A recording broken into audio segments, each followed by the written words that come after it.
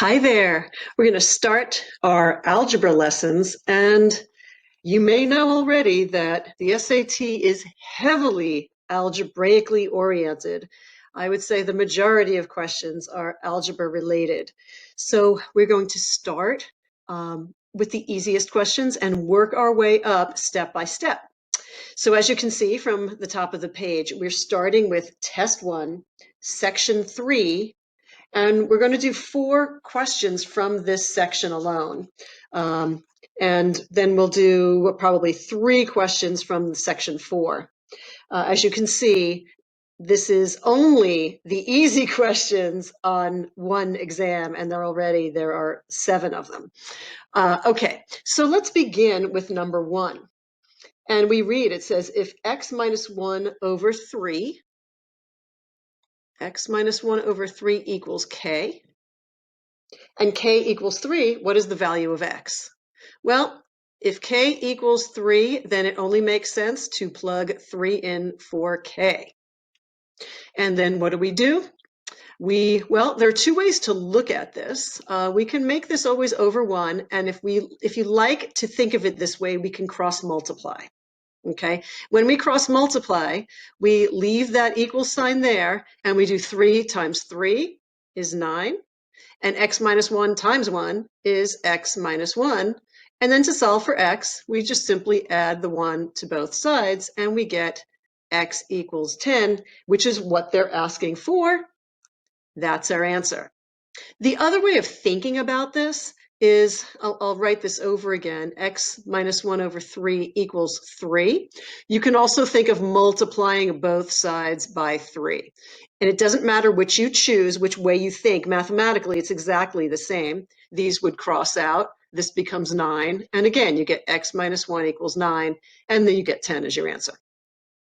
Okay, so that's number 1. Now, I think I'd like to not do 3 next because it is a word problem. It's easy, but it is a word problem.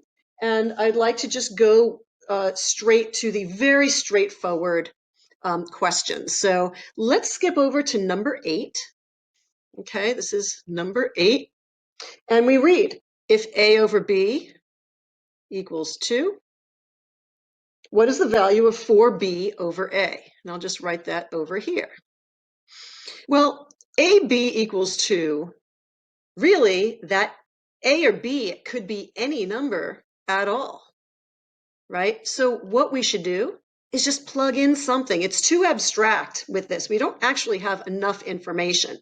So we can plug in numbers like 8 over 4, right? And 8 over 4 is indeed 2. You can't plug in any number. You have to plug in numbers that make this equation work. 8 and 4 work. So if we're assigning 8 to A, we're just going to put it over here. And 4 to B, we're going to put it up there. And we get 16 over 8. And that's 2. And that's our answer. Okay? Pretty simple, yeah? All right, let's do our third one.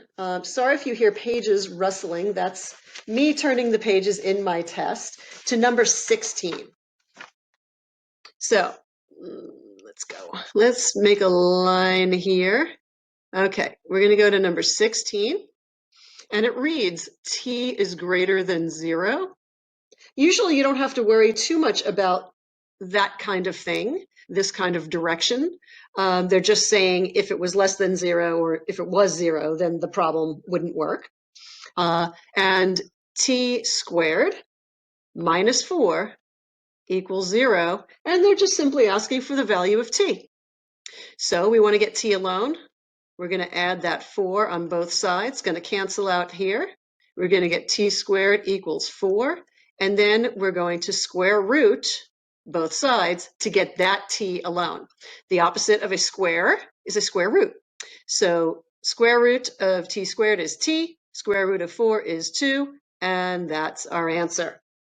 Very straightforward. All right, now I want to go back to 3. A lot of people have trouble with word problems. It's not that they're necessarily hard, but they can be scary, or people get scared of them. But I wanted to go over this problem because it's not hard, and it's algebra, it's basic algebra, and it is a word problem, and you can do it. So here we go. This is number 3. And we read, on Saturday afternoon, Armand sent M text messages each hour for 5 hours. Now I'm going to stop because I don't want to read too much information. My brain's going to explode and I won't be able to process anything. So I am just going to make a little note that Armand sent M texts. Okay, so that's the letter we're associating with Armand. Now we can read on. Each hour for 5 hours. So if he sends M text each hour, well, we'll just say for 5 hours. We can add that in. Now, next we have Tyrone.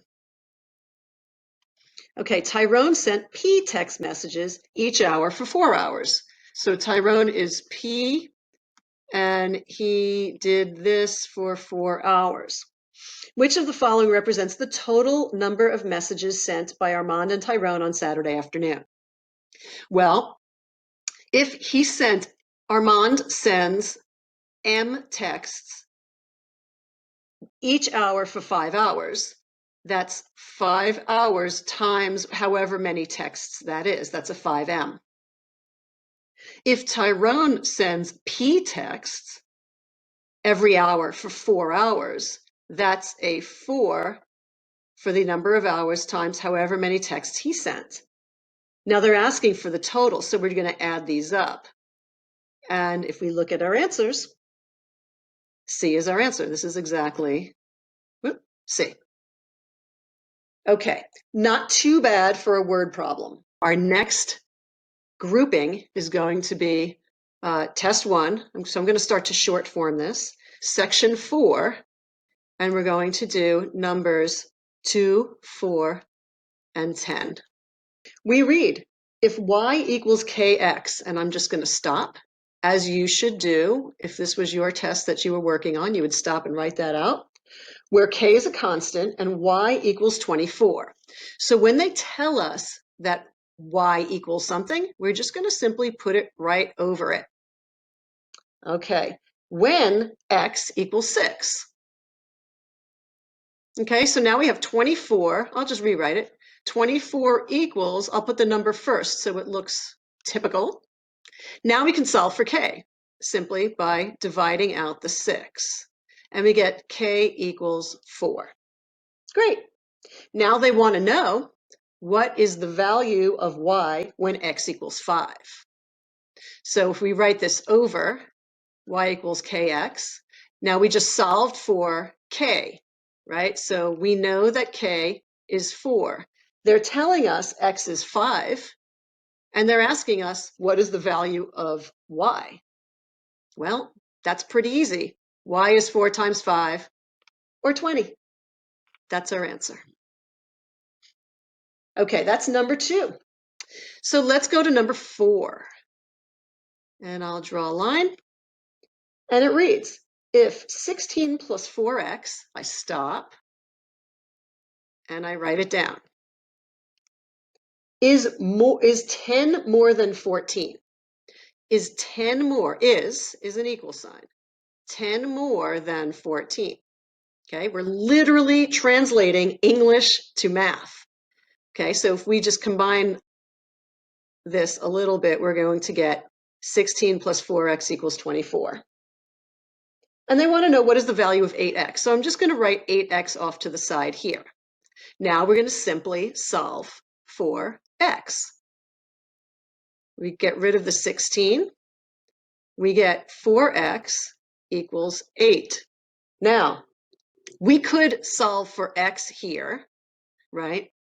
And we would just divide by 4, like that, simple. We get x equals 2. We plug in 2 here. 8 times 2 is 16. Or, if when we got to 4x equals 8, we could have realized, hey, they're asking me to solve for 8x. So if 4x is 8, if I multiply this whole thing by 2, I'm going to get 8x equals 16. Either way you want to do it is absolutely fine. It depends what you see in the moment.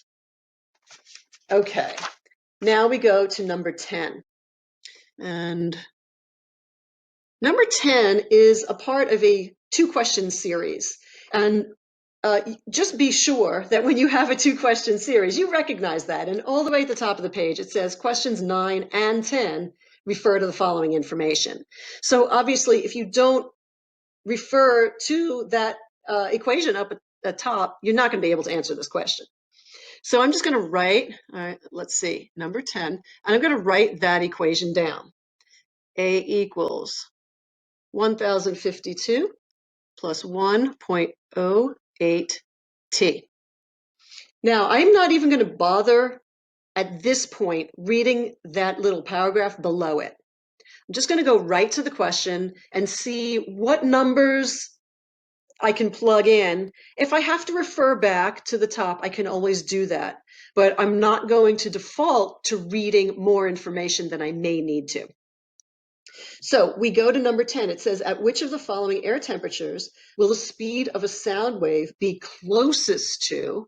And I'm going to stop here and make a point. Whenever you see a word like closest to or approximately or nearest, right? You want to go circle it and realize that when you get an answer that is not an integer, you can round it. Right? So don't freak out if you don't get the exact right answer. It's okay. They expect you to round. All right, so closest to 1,000 feet per second. So we have this number 1,000. We want to plug it in, but we need to make sure we're plugging it in for the right letter, right? We need to know, is it the A or is it the T? So it's 1,000 feet, and now we do have to go back up to that equation, to the paragraph. And it says A is the speed of a sound wave. And let's see, closest, this will be the speed. We're trying to, let's see, I'm going to reread the question. Which of the following air temperatures will the speed of the sound wave be closest to 1,000 feet per second? So the speed is the A, and that's going to be 1,000. So I'm just going to come down here and write in 1,000.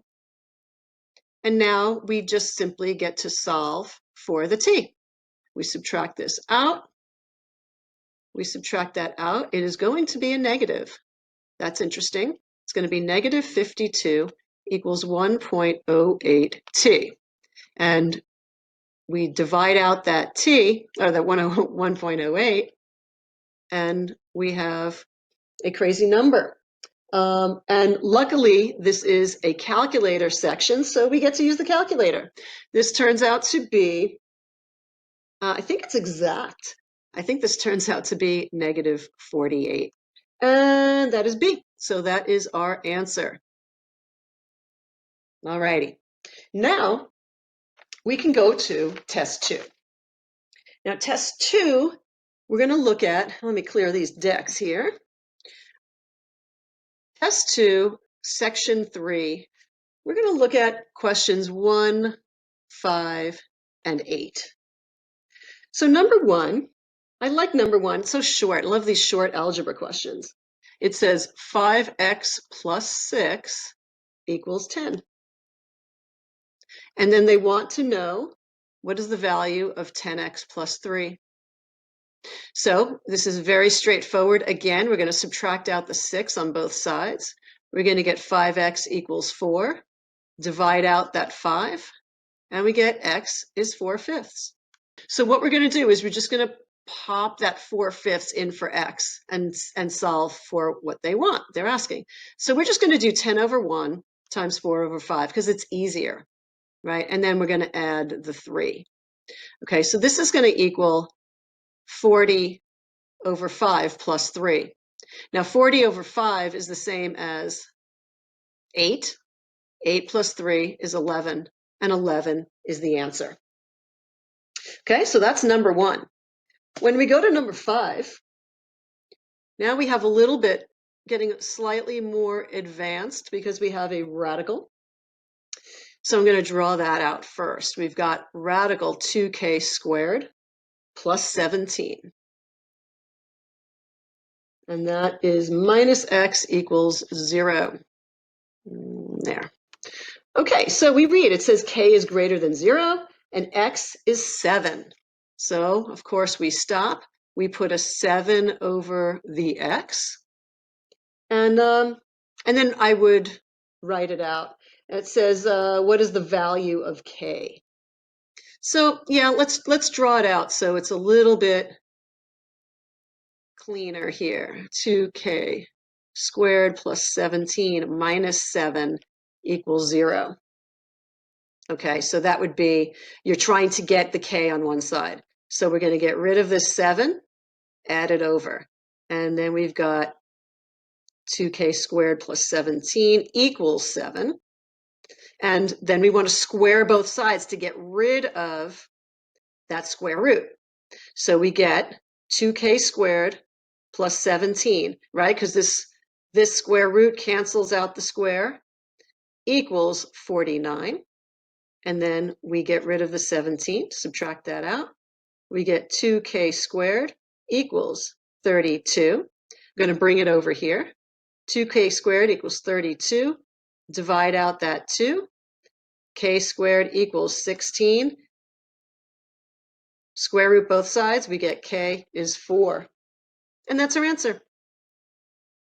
K is 4. Alrighty.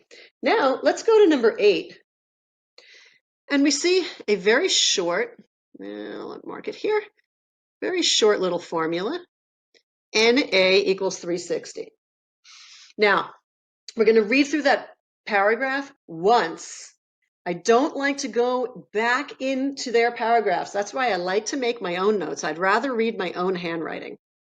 So it says the measure A in degrees. So right away, I'm just going to make a little note that this is degrees of an exterior angle of a regular polygon is related to the number of sides n. All right, so this is sides. Okay, I'm just going to not even read the rest of that sentence. If the measure of an exterior angle of a regular polygon is greater than 50 degrees. So they're saying the number of degrees, if they're saying it's 50, but I am just going to make it be 50 and deal with the greater than later. So what we have here is 50n equals 360. All these notes that I'm making, I want you to be making the exact same notes. I want them to see they're organized, they're easy to read. That's how it should be. Now they're asking us what is the greatest number of sides it can have. And when you see a number like greatest or least or most or something like that, you want to circle it. We want to know the greatest number of sides. Great, we're going to solve for n in the regular old algebraic way. Divide out the 50, and we get something like 7.2. Now, you can't have a 0.2 side, right? So here, how many sides can you have? You're going to round it down to 7. And 7 is the answer. Okay, now let's mosey on over to section 4. We're going to do same test. So test 2, section 4, we're going to look at numbers 3 and 6. We start with an equation. L 24 plus 3.5, whoops, 24 plus 3.5m. And it says one end of a spring is attached to a ceiling. When the object of mass m, okay, so I'm just going to write that in. M is mass. M kilograms is attached to the other end of the spring. The spring stretches to a length of L centimeters. Okay, so this is length. Great, makes sense. Now, the question is saying, what is M when L is 73? Well, again, it's the same thing. We're just substituting numbers in and then solving for the problem. So we've got 73 equals 24 plus 3.5 M. getting the m alone, we got to subtract out that 24. We get 49 equals 3.5 m. And we're going to divide out that 3.5. And we get m is 14. Easy peasy. All right, that's number 3. Number 6, I like number 6. It's called translation. We had another translation problem before. Okay, it says when 4 times the number x, we stop. We write in 4 times x is 4x, is added to 12 plus 12. The result is 8 equals 8. Love it. I'm not even going to read. I'm just going to start working on this problem. Minus 12, we get 4x equals minus 4. Divide out that 4, and we get negative 1. Now the question reads, what number results when 2 times x, 2x, is added to 7? Equals, and they want to know what? Well, hey, we just figured out what x was, right? We said it was negative 1. So 2 times negative 1 is negative 2, plus 7 is 5. And 5 is our answer, B. All right, I have one more question I'd like to go over with you. It's slightly different, but it's really all kind of the same principle. And it's a proportion. Okay, so it's not a particular question, it's just a concept, right? And this is like if we have a question like 5 over x equals 15 over x plus 20, right? I just want you to be clear. We went over briefly the cross multiplication thing, but I want to go over it again. All right. The reason why you cross multiply is to get rid of the fraction. So you don't want to end up with a fraction after you cross multiply. You want to end up with something over here, something on the left, and something on the right of an equal sign. Okay, so x times 15 is 15x. 5 times x times 20, plus 20. I would really like it if you went like that. So you wouldn't be doing it in your head. 5 times x is 5x. 5 times 20 is 100. Now we simply want to get all the x's over. And that's going to be 10x equals 100. Divide out the 10, and we get x equals 10. Okay, that's the answer. Now they may ask for 10, or they may say, what is x plus 4? In which case, the answer would be 14. The answers, A would be 10, B would be 14. So you would cross that out right away, and B would be your answer. Okay, that, my friends, is basic algebra.